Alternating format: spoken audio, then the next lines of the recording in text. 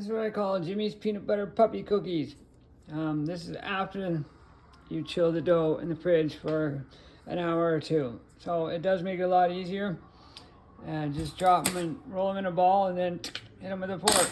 Peanut butter puppy cookies. Watch how to make them. Puppies look sad. You know why? Why? Because they need treats. So I have made a recipe to make treats for my puppy because I can't afford to buy them treats. 1 cup whole grain steel cut oats into the blender. 1 cup whole grain large flake oats into the blender.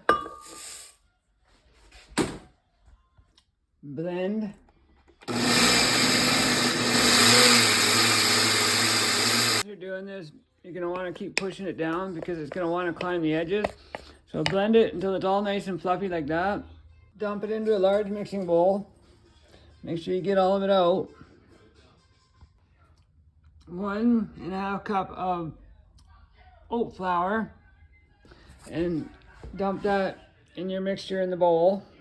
And then mix that up real good.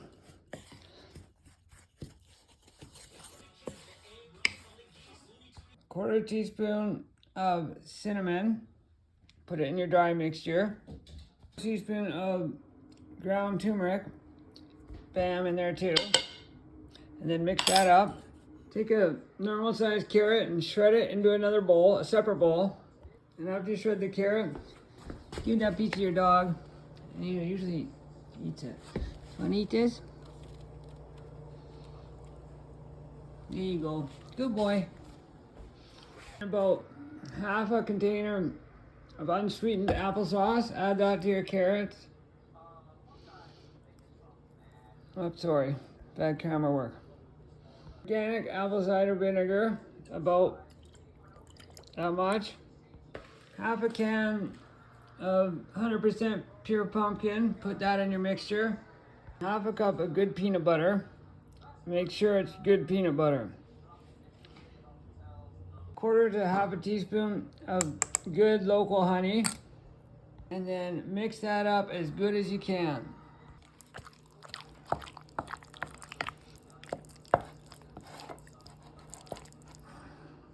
I'm also going to add an egg into this too. I'm going to beat it up first and then put it in there. And that's a couple of scoops of yogurt. The egg and the yogurt are optional. Boom.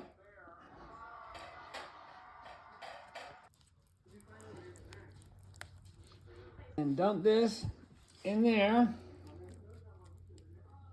After you do that, give the bowl to your dog to clean it. And then mix this together thoroughly. Okay, when you think it's done, keep mixing. It's pretty hard to mix this up, but don't give up, and it's gonna be pretty doughy. So I'm gonna fold in a little bit more oat flour on the top just to make it easier, because see how sticky it is?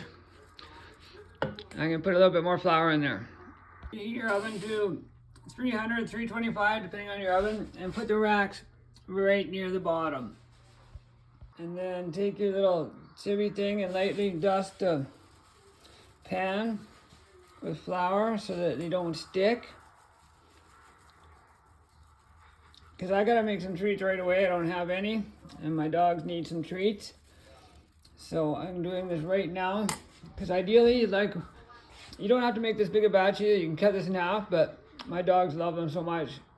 They go so quick, I decided to double the batch.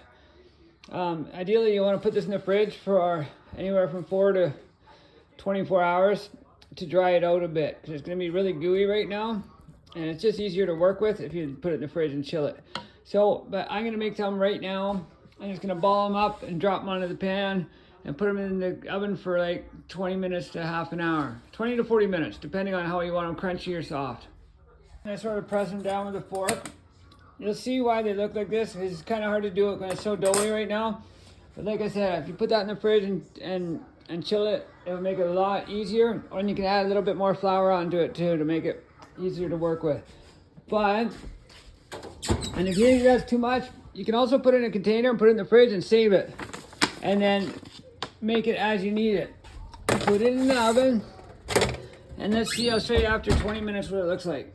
before I put it in the fridge, I was able to transfer it in another bowl. And I took my sieve and I dusted the outside with flour. And you'll see why when you do this. Before you put it in the fridge to chill it, it just makes it easier to work with when you take it out. I've done this a couple times. Putting it in the fridge helps, but it sure does. I'm not a baker. I invented this recipe and my dogs love it. And did I mention I'm cheap? It's a bit of a messy job, so if you're the kind of person who likes to clean up afterwards, it takes about 20 minutes to do the dishes and clean up from your mess anyways. And make sure you get your puppy to help you lick out the bowl. He just gave up. Okay, bye, Steve. Nope, not done yet. I like to cook them till they're like golden brown around the edges and a little bit crunchy. That way they have something to chew on. But these ones are still soft in the middle. But when I leave them in the fridge and chill the dough, I usually roll it out flat and cut it into squares. I'll show that. I'll put another video in later of what I do when the dough is easy to work with. But this is an emergency batch right now because my puppies sure need it. Here's one for Lola. And there's one for Steve. Sacral or lumbosacral fractures. He's really sleepy. He's a funny little guy. And they love him. Was that good, Yummy? Did you like that, Lola? Do you want another treat?